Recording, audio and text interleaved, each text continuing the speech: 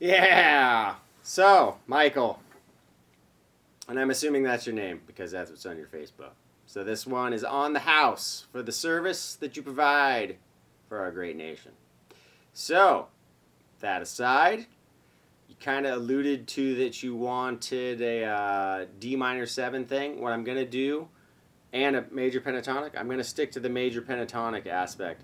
Since I don't know where you are as a player, you know, whether you're like, if you're a 1 to 10, like if you're a 5 or whatever, I'm going to go over some really basic concepts of the major pentatonic and things that you can think about while you're trying to play them. You know, a lot of people, when they do major and minor pentatonic, I know for a long time, myself included, I tried to play major pentatonic the same way that I played minor pentatonic, with the same kind of notes. And there's just some subtle shifts that you can do, so your fingers are still kind of used to the same way that you would play, but you're just landing on different notes that are more major than minor. So what I'm going to do is I'm going to show you on a couple spots on the neck. I'm going to do A major, and where the A chords are that you can resolve to and kind of work out of to kind of give you that major, you know, Skinnerd, or you know, lots of bands play major grade, Journey, all these bands, they're really good guitar players. Clapton can really make that major rock thing sound really appealing. So, without further ado, let's get to a short little lesson. And then what I'm going to do is, if you just work on this stuff until our next lesson, maybe kind of Facebook me, give me an idea of where you are as a player, some of the people you listen to, your influences, where you want to be going as a player. I know you're going to have, you know, some work cut out for you when you go overseas, but just some kind of things you can think about are those things as a player, where you want to go, who you like. So that would help me out a lot. All right, so here you go. All right, so again, we're going to be in A major. Now, I'm sure you're familiar with the pentatonic scale positions. If you're not, I can go through those really quickly.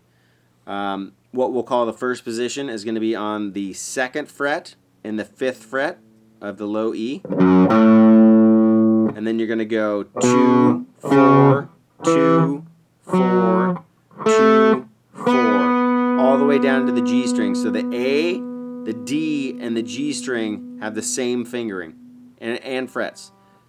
Next one is the B string. You got 2, 5, 2, 5.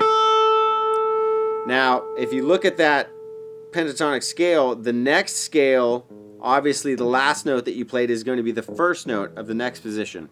And it's going to be the same notes, it's just how they repeat up and down the neck. You have to do different shapes. So the next one's going to be 5, 7,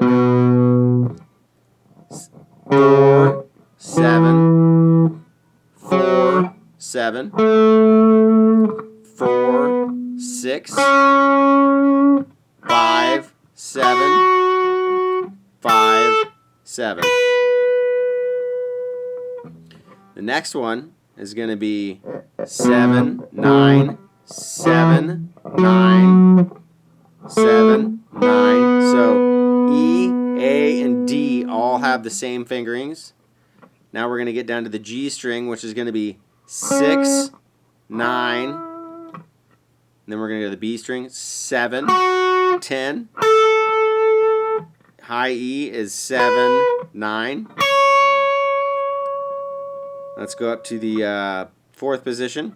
So we're going to have 9, 12, 9, 12, 9, 11, 9, 11 on the G. The B string is 10, 12, 9, 12 on the high E. The next position is the last position. So we're going to start at the 12th fret. 12, 14. Next string's the same. 12, 14. D string is 11, 14. G string is the same. 11, 14.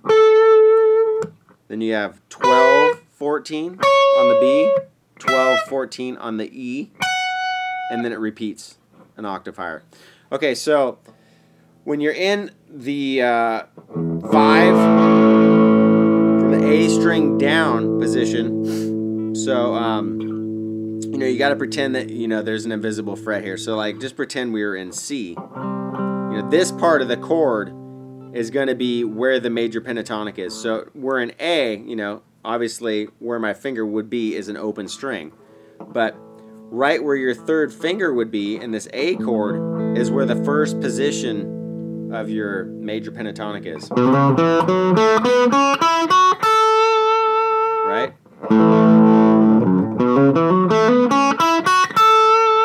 So say we went to D, same thing. Where this finger is right here is going to be the starting point of what would be the first position. Right? That would be D major pentatonic. So, get back to A. Alright, so you have that one. You also have an A major chord right here. Now the bottom of this particular chord, so we have, barring the whole 5th fret, and then you have 7 and 7 on the A and the D string, and you got 6 on the G, and then obviously you're barring the whole 5th fret. So that's just a typical major chord, A major. Out of this particular chord, you're in the 2nd position. You have that.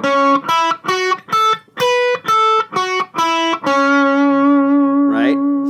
So, right off the bat, what makes it sound major or minor are the notes that you basically resolve to. So when you're playing in an A major chord, you want to be resolving on some of those A notes. So what you can do, right? There's our A, 2nd fret of the G string. Right? So we're resolving on that A note.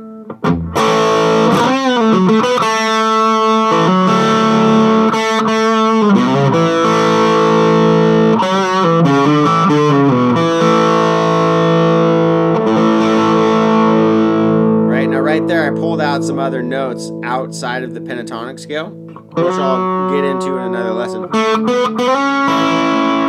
right there, as I shifted up to the 2nd position, I'm right in that A as well. So the resolve note that's always going to sound good over that A is right down here on the high E at this A. You can also play it up here. So we got.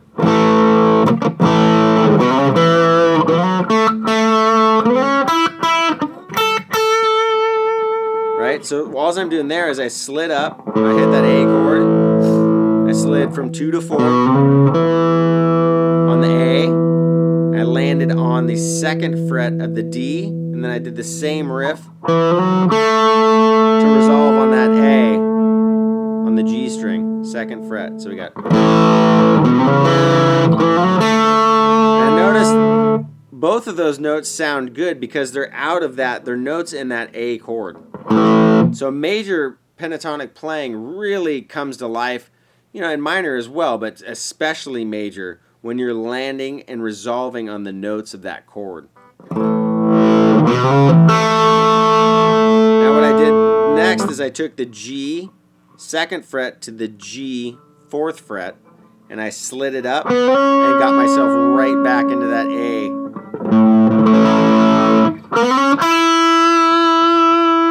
That's the 5th fret of the B, and then I'm going to slide up from 5 to 7, and then I'm going to hit that 5th fret A.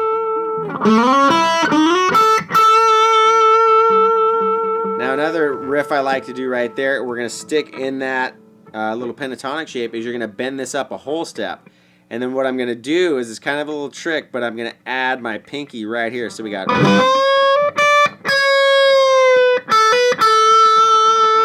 Right? So what you're doing is you're bending up a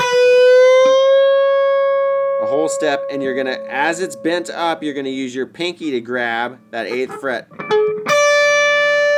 And then you're going to take it off and come back down. And resolve back to that A. So we got...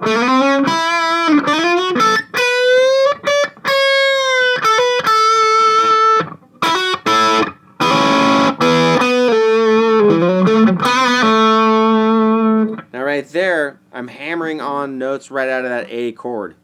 So what I'm going to do is, remember, right here, I'm taking the bottom of that chord and I'm hammering on the 5th fret of both the E and the B strings, and then I'm hammering on to 7 while letting, on the B, while letting the E 5th fret ring. Now I'm going to go to what looks like a D shape, 4th fret on the G, 5th fret on the B, and then I'm going to hammer on and pull off while letting the 5th fret B ring, and pull off from 4 to 6 on the G, and go right back into that resolve.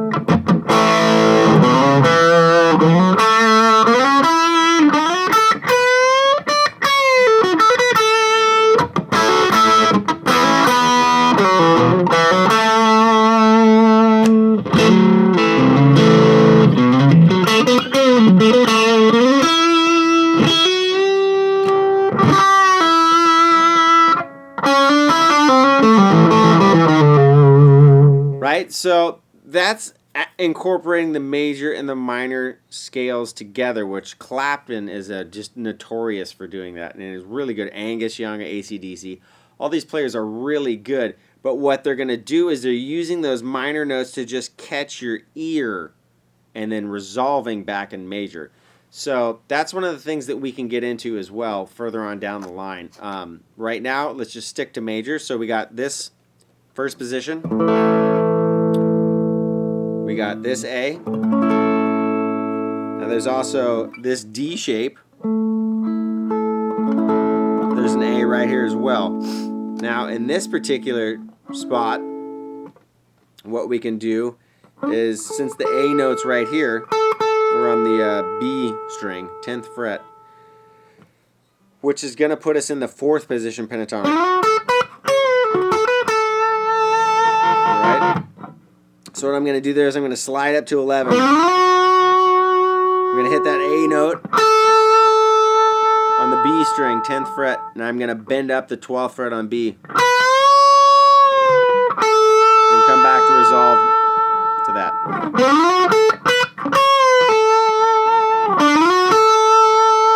Slide back on G to 11, and then resolve on that A again. Now another bend you can do is you can bend up the 12th fret of the B string and then catch the 12th fret of the E string. And then do the same riff.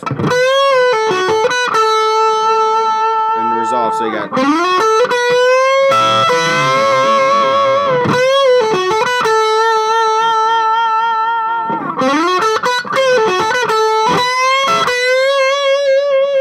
You can bend up.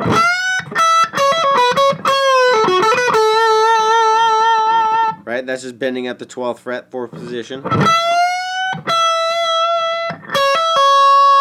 a hammer on from 9 to 12. I'm going to bend up the B note, 12th fret on the B string. Do that riff I just showed you. Bend up again. Release and pull off to the 10th fret. Excuse me.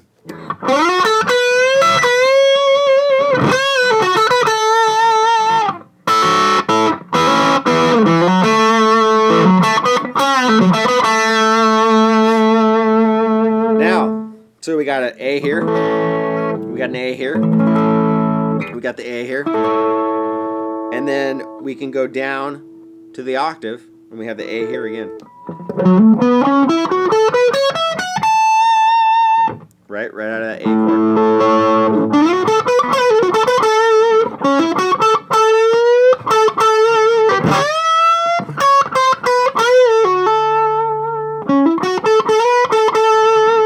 Now, one thing those players will do a lot too is let's bend up this 16th fret of the G. We're going to bend it up a whole step, and we're going to grab the 17th fret on the B.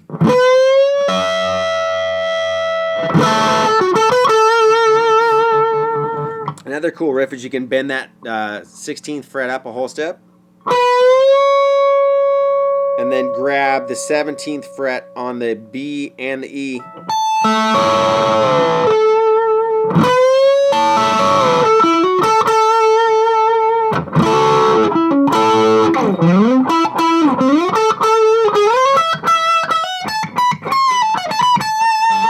Now, oftentimes you can just recycle those same riffs but play them up an octave higher, and you get a cool effect. So you got.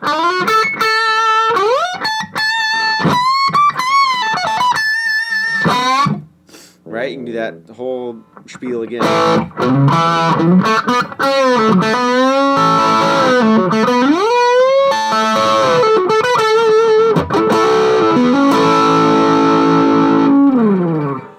So what I want you to do is work on that, kind of getting familiar with resolving to those A's. Now, obviously, there's other, chords in the progression. You get.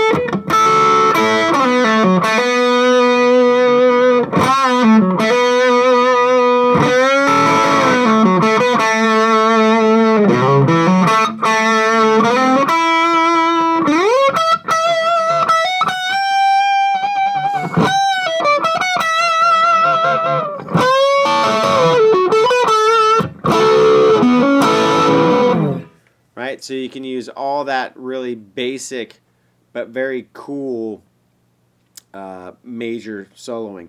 Now, what I really feel I'm comfortable with most is mixing major and minor together. I can play straight major, but I find that as a player I'm much more inspired when I can fuse major and minor together. It gives you a ton of notes. So I don't know if you're familiar with Clapton at all, but one solo that really does that well is a solo in a song called Badge. So if you haven't heard that song, I highly recommend you check out that song. Also, Shook Me All Night Long by AC/DC. Great at doing that as well. So you can kind of get familiar with what that sound is. And I think when a lot of players play major that are really well-known players, they tend to be able to throw all those major and minor notes in together, and really that's kind of what people gravitate, it seems like, towards. Instead of just playing strictly major or strictly minor, they fuse stuff together, whether it's a subtle bend like half bends into a minor back into major, any of that stuff that I was showing you, the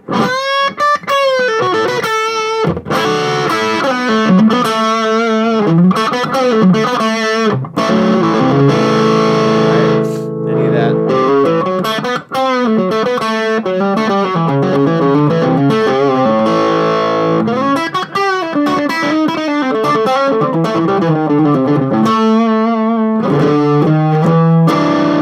Right, of course, Stevie Ray Vaughan and all those guys are really good at that. But spend some time working on just those very basic riffs. If if you're a accomplished player and this is all dude, you're like, this is way too easy. let me know, and obviously I'll spice it up for you. If not, and you're just, you know, kind of putzing around on the guitar and you're having fun and you're just breaking into soloing, I can make it super simple too. We can go over how to play over chord changes, you know, where you want to be thinking per chord you are, like in a blues progression or whatever. I just kind of give me an idea of where you're coming from as a player, and then we'll take it from there.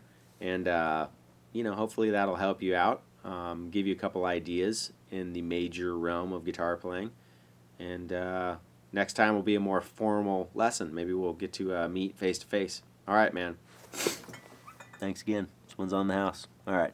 Take care.